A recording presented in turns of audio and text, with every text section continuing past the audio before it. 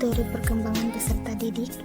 Teori perkembangan peserta didik adalah teori yang berfokus pada berbagai perubahan serta perkembangan yang dialami peserta didik, baik dalam struktur jasmani ataupun biologisnya.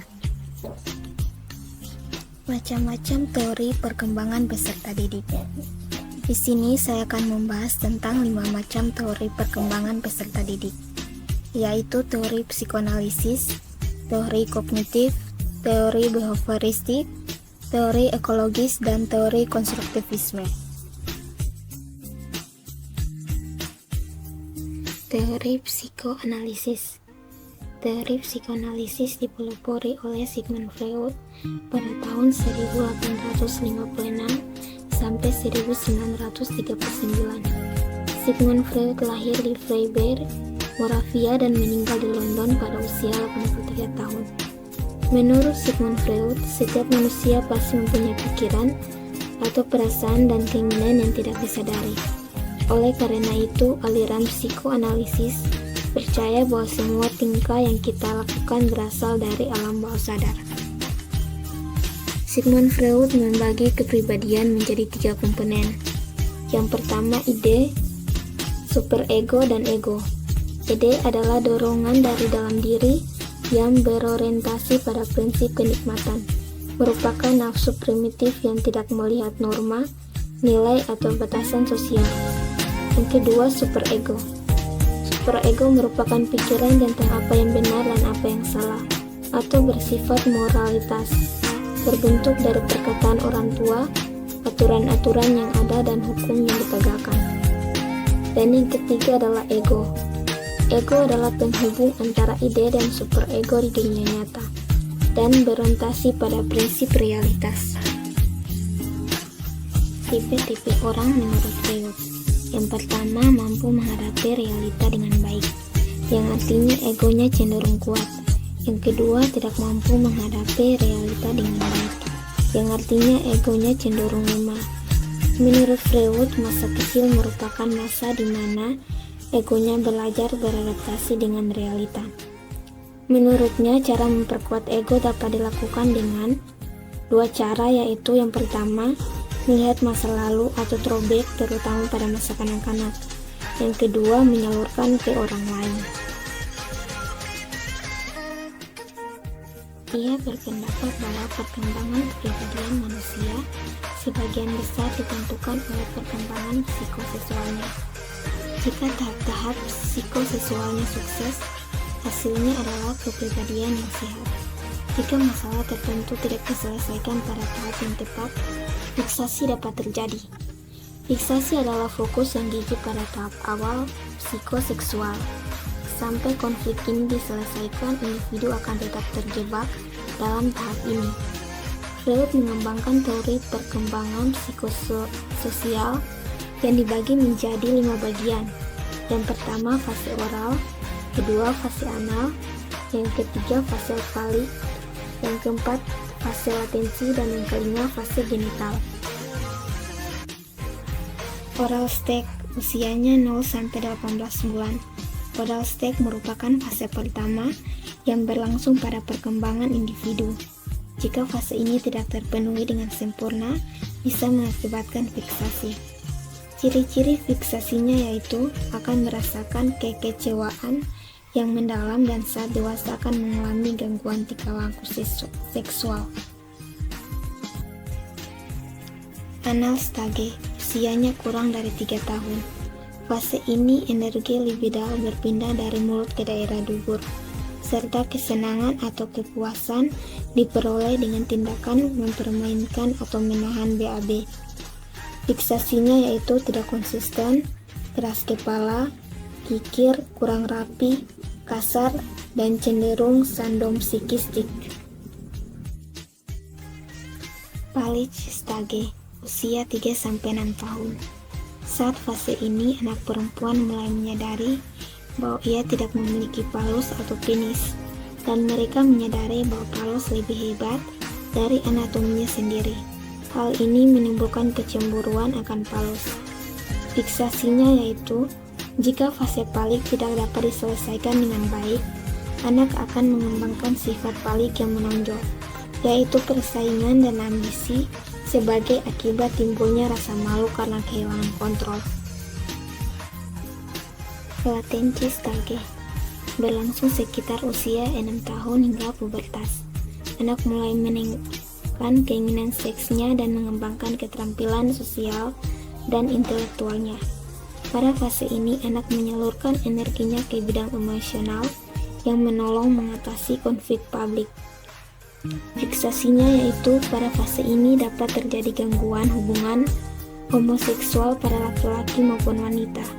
Kegagalan dalam fase ini mengakibatkan kurang berkembangnya kontrol diri, sehingga anak gagal mengalihkan energinya secara efisien pada minat belajar dan pengembangan keterampilan. Genital stage, usianya lebih dari 12 tahun. Pada tahap akhir ini, individu mengembangkan minat seksual yang kuat pada lawan jenis, di mana dalam tahap-tahap awal fokus hanya pada kebutuhan individu. Kepentingan kesejahteraan orang lain tumbuh selama tahap ini. Fiksasinya yaitu, jika tahap lainnya telah selesai dengan sukses, individu akan seimbang, hangat dan peduli. Kegagalan dalam fase ini mengakibatkan kekacauan identitas.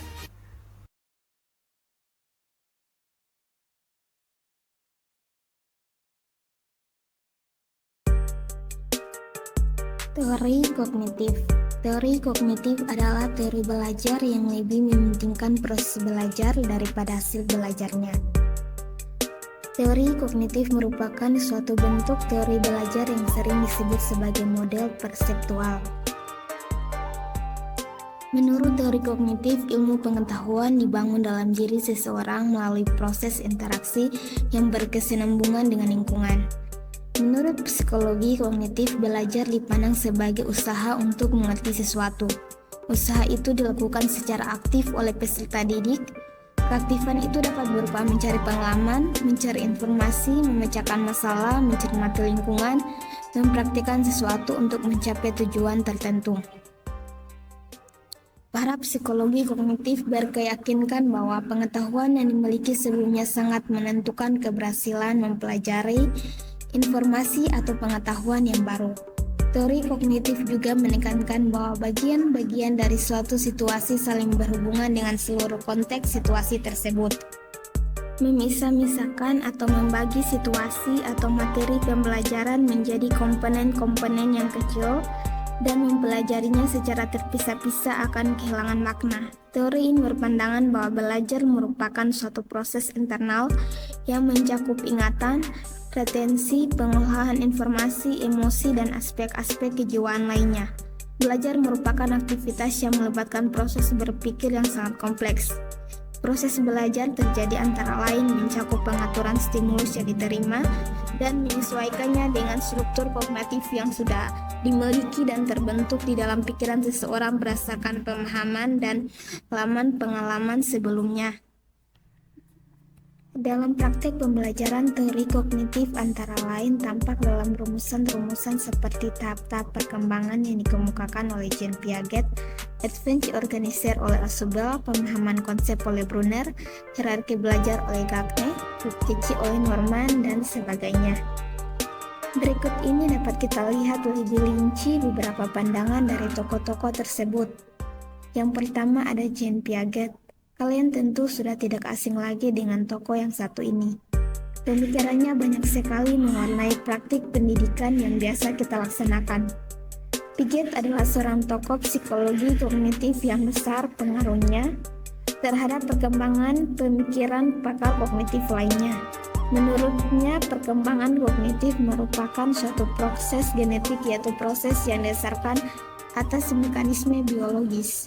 Dengan makin bertambahnya umur seseorang, maka makin komplekslah susunan sel syarafnya dan makin meningkat pula kemampuannya. Ketika individu berkembang menuju kedewasaan, akan mengalami adaptasi biologis dengan lingkungannya, yang akan menyebabkan adanya perubahan-perubahan kualitatif di dalam struktur kognitifnya. Piaget tidak melihat perkembangan kognitif sebagai sesuatu yang dapat didefinisikan secara kuantitatif. Ia menyimpulkan bahwa daya pikir atau kekuatan mental anak yang berbeda usia akan berbeda pula secara kualitatif. Dan menurutnya proses belajar terdiri 3 tahap, yakni asimilasi, akomodasi, ekoliberasi. Asimilasi adalah proses pengintegrasian informasi baru ke struktur kognitif yang sudah ada. Akomodasi adalah proses penyesuaian struktur kognitif ke dalam situasi yang baru. Sedangkan ekoliberasi penyesuaian kesinambungan antara asimilasi dan akomodasi. Pada umumnya, apabila seseorang memperoleh kecakapan intelektual, maka akan berhubungan dengan proses mencari keseimbangan antara apa yang mereka rasakan dan mereka ketahui. Pada satu sisi, dengan apa yang mereka lihat, suatu fenomena baru, sebagai pengalaman atau persoalan. Bila seseorang dalam kondisi sekarang dapat mengatasi situasi baru, keseimbangan mereka tidak akan terganggu. Jika tidak, ia harus melakukan adaptasi dengan lingkungannya.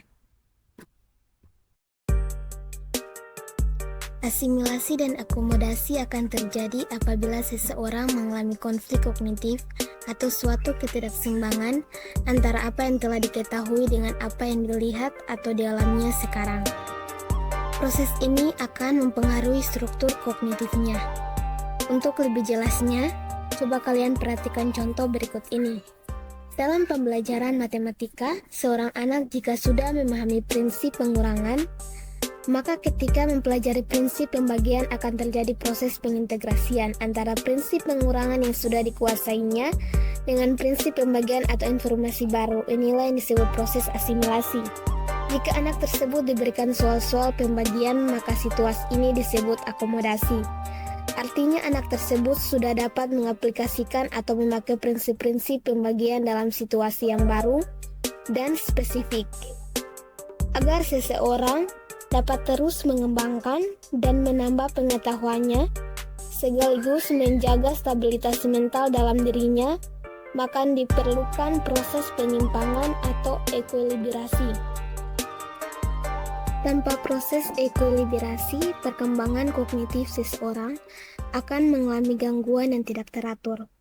Hal ini biasanya tampak pada caranya berbicara yang tidak runut, berbelit-belit, terputus-putus, tidak logis, dan lain sebagainya.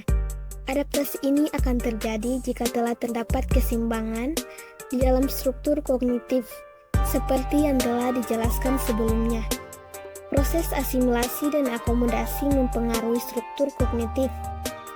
Perubahan struktur kognitif merupakan fungsi dari pengalaman, dan kedewasaan anak terjadi melalui tahap-tahap perkembangan tertentu. Menurut Piaget, proses belajar seseorang akan mengikuti pola-pola dan tahap-tahap perkembangan sesuai dengan umurnya. Pola dan tahap-tahap ini bersifat hierarkis. Artinya harus dilalui berdasarkan urutan tertentu, dan seseorang tidak dapat belajar sesuatu yang berada di luar tahap kognitifnya. Piaget membagi tahapan-tahapan perkembangan kognitif ini menjadi 4, yaitu tahap sensori motor yang berumur 0-2 tahun, tahap praoperasional umur 2-7 atau 8 tahun, tahap operasional konkret, tahap operasional formal, dan lain sebagainya. Untuk lebih lengkapnya, teman-teman dapat lihat pada tabel. Lalu bagaimana implikasi teori kognitif itu sendiri dalam kegiatan pembelajaran? Teori kognitif menekankan pada proses perkembangan peserta didik, meskipun proses perkembangan peserta didik mengikuti urutan yang sama, namun kecepatan dan pertumbuhan dalam proses perkembangan itu berbeda.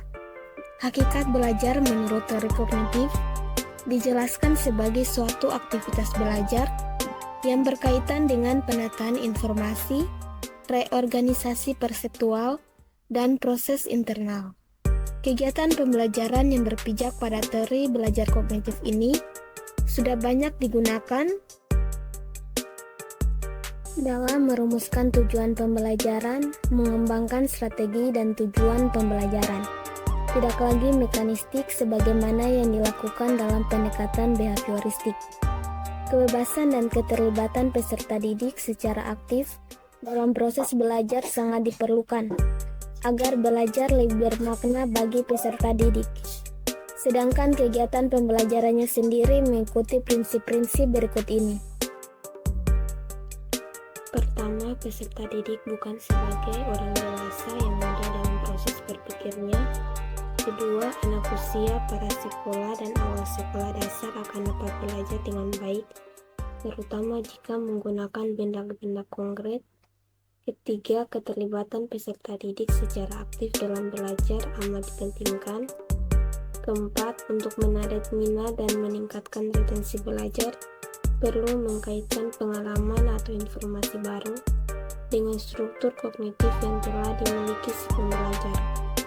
Kelima, pemahaman dan retensi akan meningkat jika materi pelajaran disusun dengan menggunakan pola atau logika tertentu dari sederhana ke kompleks.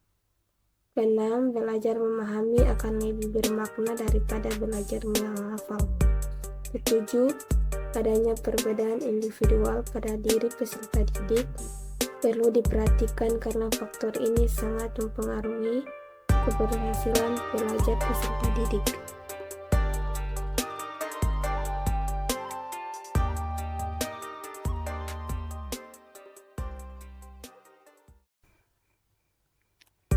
Apa sih teori belajar behavioristik itu?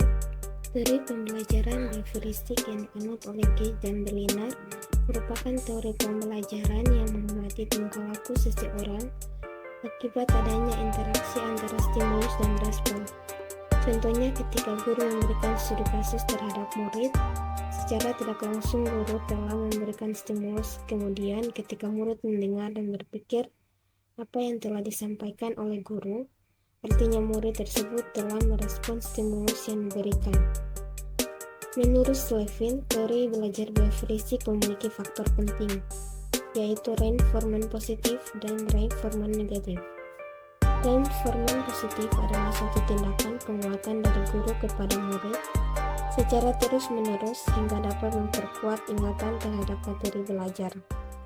Voting dari reinforcement negatif adalah suatu tindakan pengurangan stimulus dari guru terhadap murid sehingga materi yang telah disampaikan akan mudah terlupakan. Nah, pendidikan menganut pandangan ini berpendapat bahwa tingkah laku siswa merupakan reaksi terhadap lingkungan dan perubahan tingkah laku merupakan hasil dari belajar. Adapun beberapa tokoh belajar behavioristik adalah sebagai berikut. Yang pertama, Edward L. Thorndike. Teori ini juga sering disebut trial and error dalam rangka menilai respon yang terdapat bagi stimulus tertentu. Eksperimen ini menggunakan hewan-hewan, terutama kucing, untuk mengetahui fenomena belajar. Seekor kucing yang lapar ditempatkan dalam sangkar berbentuk kotak berjeruji yang dilengkapi dengan peralatan seperti pengungkit, grendel pintu, dan tali yang menghubungkan pengungkit dengan grendel pintu tersebut. Peralatan ini ditata sedemikian rupa sehingga memungkinkan kucing tersebut memperoleh makanan yang tersedia di tempat sangkar tadi. Keadaan bagian dalam sangkar yang disebut puzzle box atau teka-teki itu merupakan situasi stimulus yang merangsang kucing bereaksi untuk melepaskan diri. Yang kedua, menurut Ivan Pavlov, yang menarik dari Ivan Pavlov, ia mencoba teori ini pada seekor anjing. Pavlov bertujuan ingin membuktikan apakah dengan teori ini dapat merubah perilaku anjing tersebut dengan memberikannya stimulus dan respon secara berulang kali. Yang ketiga, B.F. Skinner. B.F. Skinner dikenal sebagai teori operant conditioning. Teori ini mengungkapkan bahwa tingkah laku bukanlah sekedar respon terhadap stimulus, tetapi suatu tindakan yang disengaja atau operan. B.F. Skinner melakukan percobaan terhadap tikus yang diletakkan di dalam kandang, kemudian ia meletakkan sebuah bel di dekat pintu. Apabila ditekan, maka secara otomatis pengungkit makanan akan bergerak dan makanan akan jatuh dari atas kandang.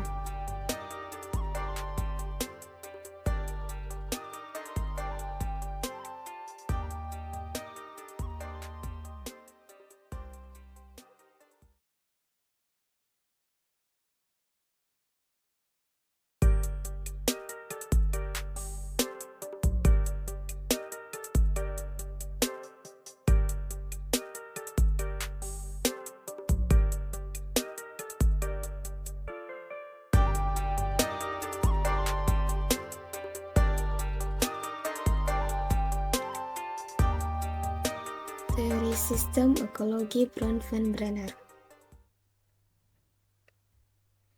Menurut beliau, individu yang melalui proses pertumbuhan dan perkembangan terangkum dalam sistem persekitaran yang mementingkan interaksi di antara satu sama lain. Menurut teori ini, anak-anak atau peserta didik berada di ruang lingkup tengah atau sistem mikro. Interaksi yang berlaku antara anak-anak dengan persekitaran boleh mempengaruhi proses perkembangan dan pertumbuhan anak-anak tersebut. 5 jenis sistem teori Brun van Brenner. Mikrosistem, mesosistem, ekosistem, makrosistem, dan kronosistem. Mikrosistem. Mikrosistem adalah persekitaran terdekat yang mempengaruhi perkembangan anak-anak atau peserta didik di mana anak tersebut mempunyai interaksi secara langsung dan menghabiskan paling banyak masa. Mesosistem. Mesosistem adalah perhubungan antara mikrosistem dengan mikrosistem yang lain. Apa yang berlaku dalam satu mikrosistem boleh mempengaruhi interaksi dengan mikrosistem yang lain. Ekosistem. Ekosistem adalah pengalaman dengan persekitaran yang tidak melibatkan anak-anak atau peserta didik secara langsung. Keputusan yang diambil dalam persekitaran memberikan kesan kepada anak-anak atau orang dewasa yang terlibat dengan anak-anak tersebut. Makrosistem. Makrosistem adalah sistem yang menyatakan perkembangan individu dipengaruhi oleh norma-norma, nilai, budaya, dan amalan masyarakat. Nilai dan kepercayaan terhadap budaya yang mempengaruhi anak-anak dan keluarga. Contohnya, budaya masyarakat lebih menggunakan gadget seperti komputer, handphone dalam urusan kerja dan berkomunikasi dalam aktivitas seharian, memberikan pengaruh dan kesan kepada perkembangan sosial anak-anak atau peserta didik. Kronosistem. Kronosistem adalah perubahan keadaan dalam suatu tempo masa. Perubahan seorang individu dipengaruhi oleh perubahan masa dalam hidup seseorang. Contohnya, anak-anak hari ini lebih berfokus kepada permainan komputer berbanding anak-anak pada zaman 20 tahun lalu. Kesimpulannya, setiap orang berbeda berdasarkan pengaruh persekitaran yang dialami oleh diri mereka sendiri. Hasilnya, seseorang itu mempunyai potensi yang berbeda.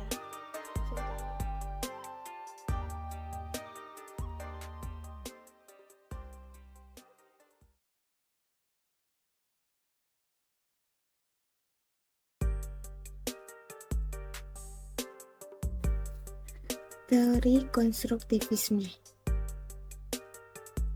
Apa itu teori konstruktivisme?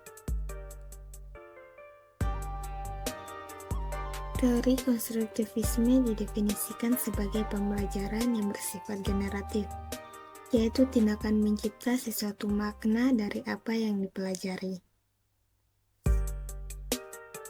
Belajar menurut konstruktivisme adalah proses mengasimilasikan dan meningkatkan pengalaman atau pelajaran yang dipelajari dengan pengertian yang sudah dimilikinya, sehingga pengetahuannya dapat dikembangkan.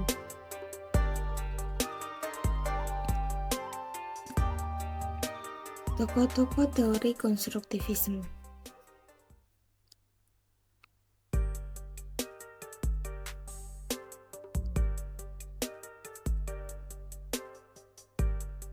Vygotsky Socio-Cultural Theory, Cognitive Interaction Theory,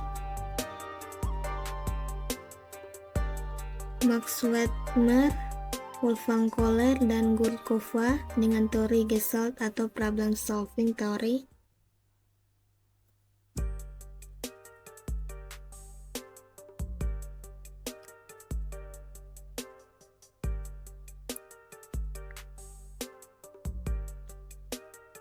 Jean Piaget Cognitive Constructivism, Jerome Bruner Discovery Learning, Robert Kagan Theory of Identity Development. Tujuan teori belajar konstruktivisme.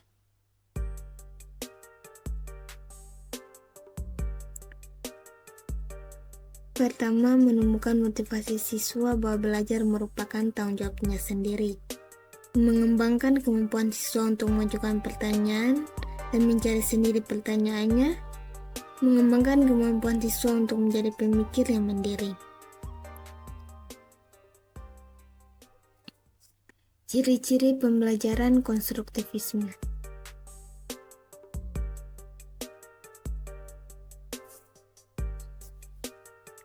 Pengetahuan dibangun berdasarkan pengalaman yang telah ada. Belajar merupakan penafsiran personal tentang dunia. Belajar merupakan proses aktif di mana makna dikembangkan berdasarkan pengalaman, dan pengetahuan tumbuh karena adanya perundingan makna melalui berbagai informasi. Prinsip-prinsip konstruktivisme.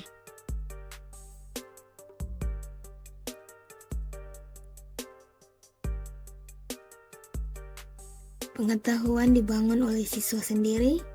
Pengetahuan tidak dapat dipindahkan dari guru ke murid kecuali dengan keaktifan murid sendiri.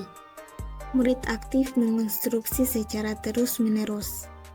Guru sekedar membantu menyediakan saran dan situasi. Kelebihan teori konstruktivisme.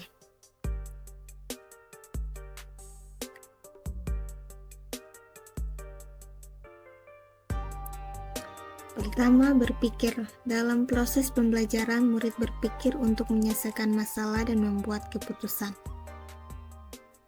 Kedua, paham. Murid terlibat secara langsung dalam proses pembelajaran sehingga lebih paham dan mengaplikasikannya dalam semua situasi. Ketiga, ingat. Oleh karena murid terlibat secara langsung dengan aktif, mereka akan ingat lebih lama semua konsep. Yang keempat, kemahiran sosial. Diperoleh apabila berinteraksi dengan rekan guru dalam membina pengetahuan baru. Kelima, menyenangkan. Proses pembelajaran terasa menyenangkan.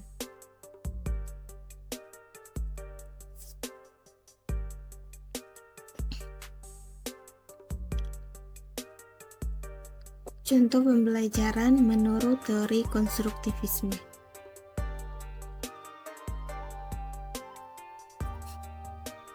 Hari ini, siswa-siswa di kelas 2A siap mengikuti pembelajaran ilmu pengetahuan alam tentang hewan herbivora. Selamat pagi anak-anak.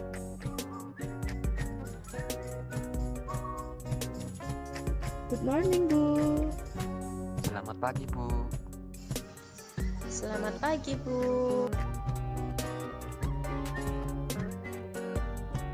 Hari ini kita akan mempelajari tentang hewan herbivora.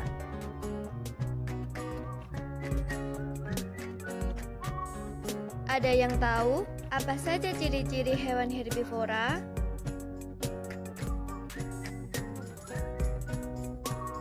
Herbivora adalah hewan Berkaki 4, Bu. Bertelur, Bu.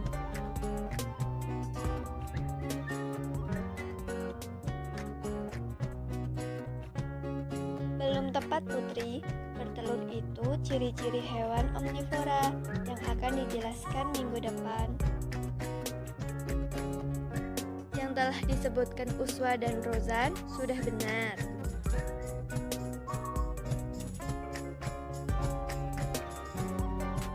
Ciri-ciri yang lain yaitu vivipar, mamalia, dan gigi gerahamnya lebar. Oh, itu ciri-cirinya ya, Bu.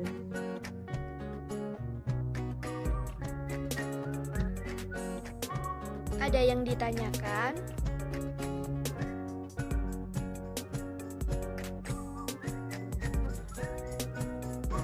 Apakah panda termasuk hewan herbivora, Bu? Benar. Selain itu, ada yang tahu apa saja contoh hewan herbivora?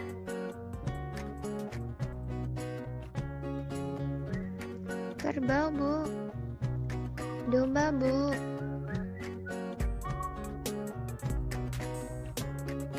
Betul sekali, ada contohnya seperti kuda, zebra, dan sapi.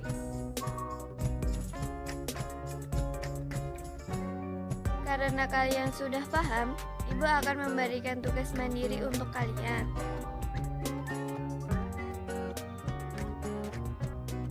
Carilah artikel tentang hewan herbivora disertai gambarnya, bisa dari berbagai sumber. Ya, Bu. Baik, Bu.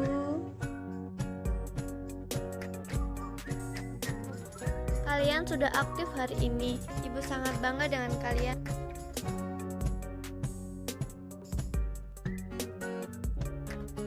Sampai jumpa minggu depan.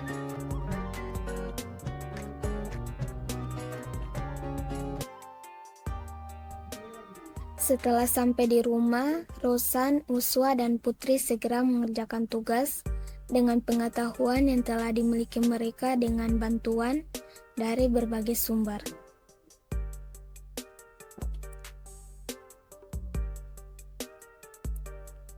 Contoh yang sudah ditayangkan termasuk teori konstruktivisme,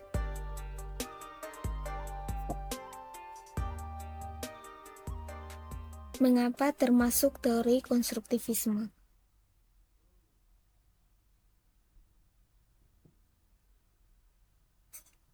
Mari kita analisa.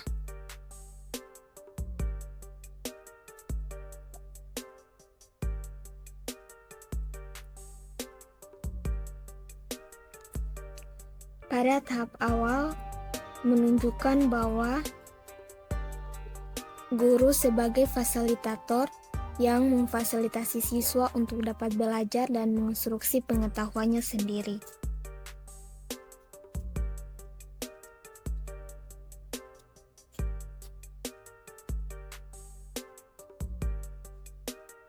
Siswa telah mampu membangun pengetahuannya sendiri dengan menjawab pertanyaan yang diberikan oleh guru, walaupun materinya belum disampaikan.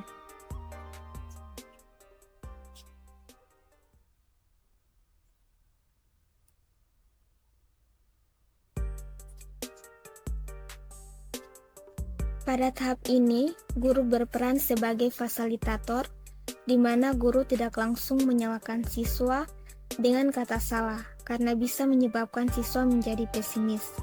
Guru mengucapkan kata-kata yang lebih halus sehingga proses pembelajaran dapat berjalan dengan baik.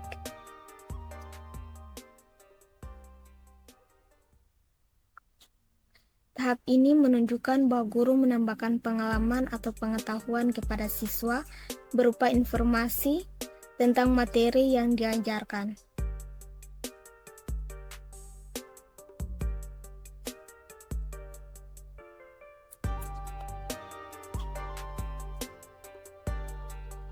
Sehingga siswa memperoleh pengalaman baru dan digabungkan dengan pengalaman yang telah mereka miliki sebelumnya.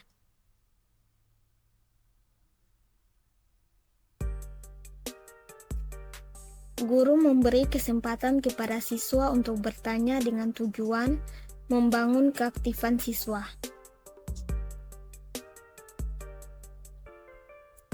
Siswa pun menunjukkan rasa ingin tahu mereka dengan bertanya kepada guru, sehingga membuat mereka aktif dalam proses pembelajaran. Tahap ini menunjukkan bahwa pengetahuan tidak dapat dipindahkan dari guru ke siswa, tetapi dengan keaktifan siswa itu sendiri.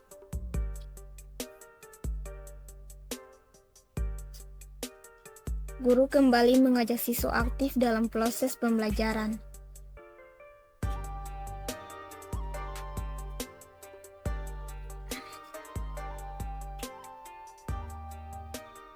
Guru tidak langsung memberitahu siswa tentang materi yang akan disampaikan, melainkan bertanya kembali kepada siswa supaya siswa aktif di dalam kelas.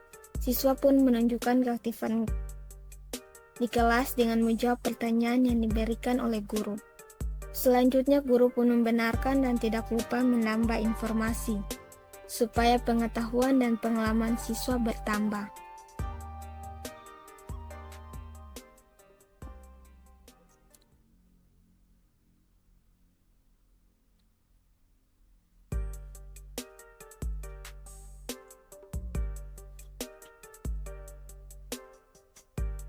Tahap berikutnya, guru memberikan tugas kepada siswa yang masih berhubungan dengan materi yang telah diajarkan. Siswa diperbolehkan mencari informasi dari berbagai sumber. Hal ini menunjukkan bahwa guru bukan satunya-satunya sumber belajar bagi siswa. Pada tahap ini, guru tidak lupa mengapresiasi keaktifan siswa. Hal ini bertujuan supaya siswa terus termotivasi untuk lebih aktif dalam pembelajaran.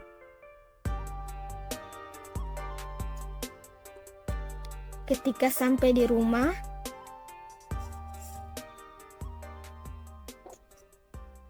mereka mengerjakan tugas tanpa bantuan dari guru. Siswa aktif mencari berbagai informasi atau pengalaman baru yang didapatkan dari berbagai sumber.